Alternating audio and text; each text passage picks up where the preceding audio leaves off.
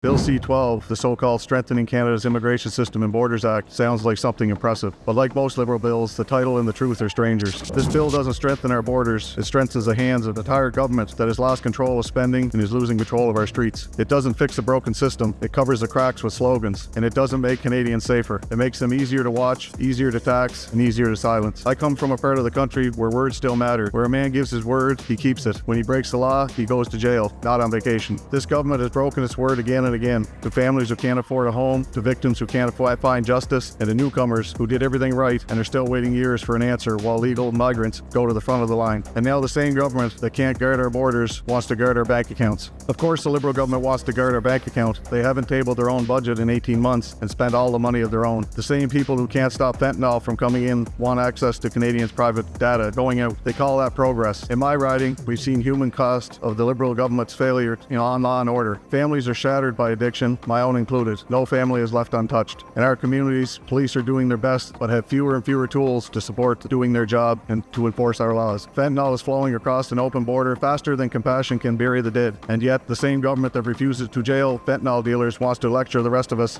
about fairness and kindness. Compassion without courage is cowardice, and this government has made a policy of cowardice. Catch and release bail remains the law of the land. Drug dealers and gun traffickers get house arrest. Meanwhile, law-abiding hunters and farmers are treated like criminals for owning tools their family have used for generations. This is not justice, it is a failure. While the government lets criminals walk free, it punishes the people who play by the rules. They punish the same people who plow the roads at 5 a.m., coach the hockey team at 7, and still find time to shovel their neighbor's step before work. Those are the people this Prime Minister looks down on. Those are the people he calls fringe, and is focused on telling them what kind of car they can drive. But those are the people who built this country, and who continue to build it. Under the Liberal government, our system has become a revolving door for those who exploit it, and a brick wall for those who respect it. There is no compassion in chaos, there is no justice in disorder, and there is no sovereignty without security. Bill C-12 does nothing to fix any of this. It is a window dressing for failure. One more photo op for a government that governs by headline and hasn't tabled a budget in 18 months. People of Miramichi, Grand Lake don't ask for much. They don't expect perfection. They expect honesty and hard work. They expect a government that protects their children before it protects their own image. They expect a Prime Minister who spends more time defending Canada's borders than defending his own reputation. Instead, they get a government that values surveillance instead of safety, mistakes kindness for weakness, patriotism for extremism. The truth is, this bill gives more power to the bureaucrats and less protection to citizens. It doesn't stop the drug flow, it doesn't stop the repeat offenders, it doesn't stop the crime in our communities. It just tightens Ottawa's grip on loosening Canada's borders. The only thing more dangerous than a government that refuses to defend its borders is a government that no longer believes this Canada is worth defending. But Mr. Speaker, there is hope. There is another path, one led by a man who understands that freedom and order are not opposites, but partners. This man is the leader of the opposition, and under his leadership, Canada will again have borders that are strong, streets that are safe, and a government that minds its own business instead of yours.